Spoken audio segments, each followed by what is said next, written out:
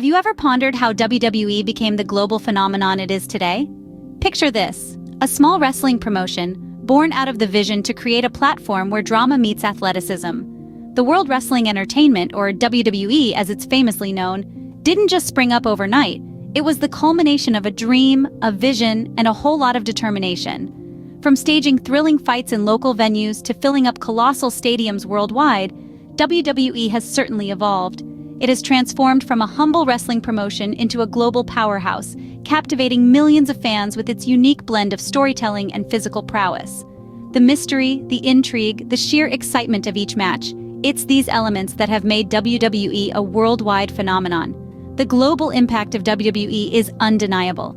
Its influence transcends borders, cultures, and languages. So let's delve into the fascinating journey of WWE and how it evolved into an international sensation. Our journey begins in the late 1950s when Vince McMahon Sr. launched Capitol Wrestling Corporation.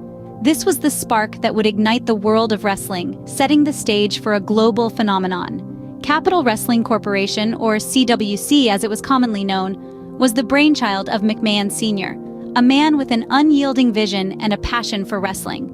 In the early years, the CWC was a regional promotion, showcasing wrestling talents primarily in the Northeast. It was a humble beginning, but the groundwork was being laid for something far greater. The CWC was home to a roster of talented performers who enthralled audiences with their athleticism and showmanship. These were the formative years, where the seeds of greatness were sown. But the world of wrestling was about to undergo a seismic shift. In 1963, the CWC was transformed into the Worldwide Wrestling Federation, or WWF. The change wasn't just in name.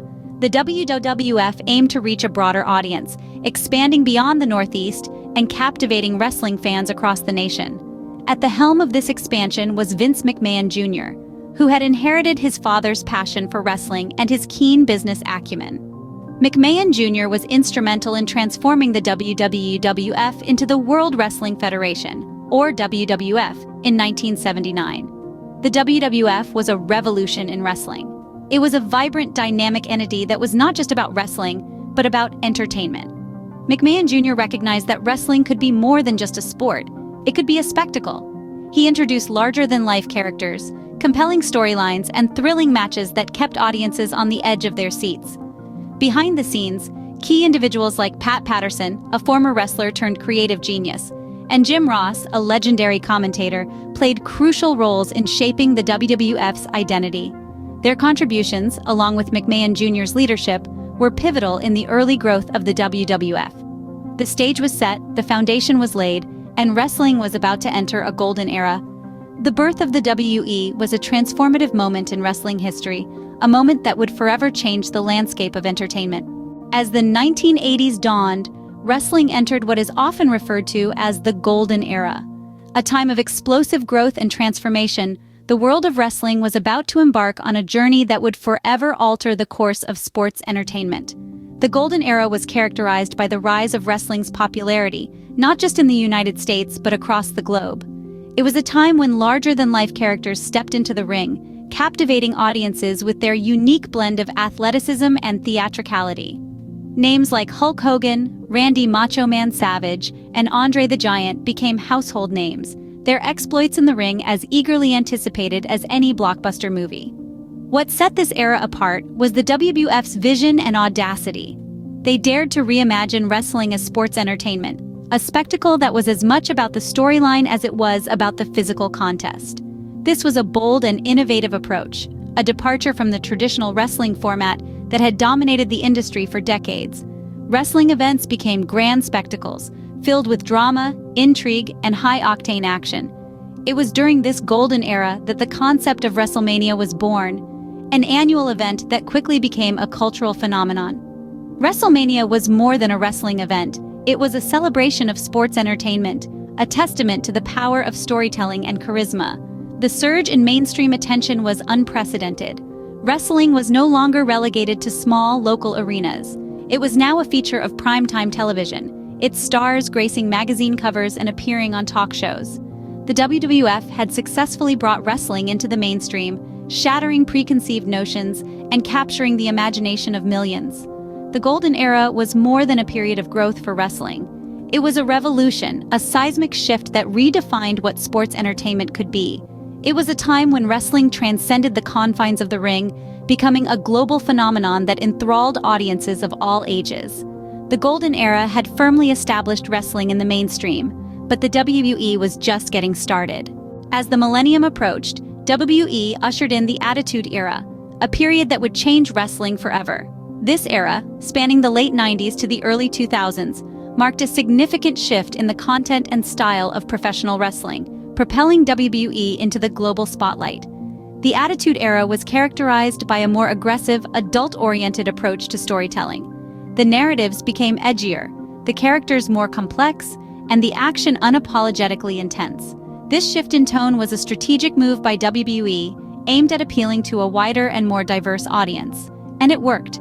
The Attitude Era became a cultural phenomenon, catapulting professional wrestling into mainstream popularity. The stars of this era were larger than life, embodying the audacious spirit of the times. Stone Cold Steve Austin, with his brash defiance and rebellious attitude, became a fan favorite. The Rock, with his charismatic persona and electrifying performances, transcended the world of wrestling to become a global superstar. There was also Triple H, The Undertaker, and Mankind, each contributing to the dynamic and compelling narratives that defined this era. The Attitude Era also saw a rise in the prominence of female wrestlers, or divas, as they were known then.